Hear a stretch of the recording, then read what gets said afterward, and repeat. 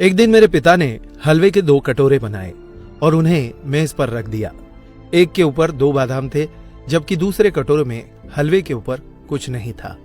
फिर उन्होंने मुझे हलवे का कोई एक कटोरा चुनने के लिए कहा, क्योंकि उन दिनों हम गरीबों के घर बादाम आना मुश्किल था। मैंने 2 बादाम वाले कटोरे को चुना।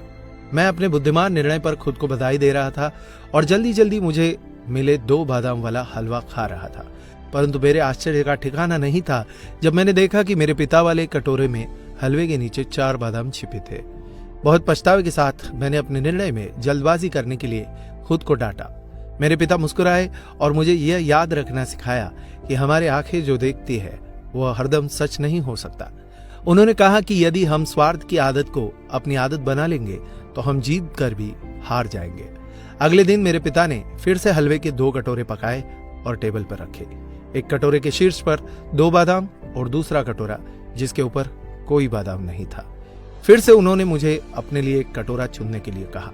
इस बार मुझे कल का संदेश याद था, इसलिए मैंने शीर्ष पर बिना किसी बादाम वाली कटोरी को चुना।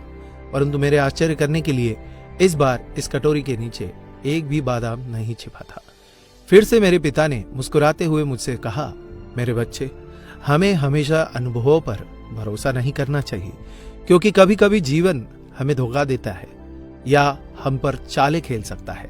स्थितियों से कभी कभी ज्यादा परेशान या दुखी ना हो, बस अनुभव को एक सबक के रूप में समझो जो किसी भी पाठ्य पुस्तकों से प्राप्त नहीं किया जा सकता। तीसरे दिन मेरे पिता ने फिर से हलवे के 2 कटोरे पकाए। पहले 2 दिन की तरह एक कटोरे के ऊपर 2 बादाम और दूसरे के शीर्ष पर कोई बादाम नहीं। मुझे उस कटोरे को चुनने के लिए कहा जो मुझे चाहिए था, लेकिन इस बार मैंने अपने पिता से कहा, पिताजी पहले आप चुने। आप परिवार के मुखिया हैं और आप परिवार में सबसे ज्यादा योगदान देते हैं। आप मेरे लिए जो अच्छा होगा वही चुनेंगे। मेरे पिता मेरे लिए खुश थे।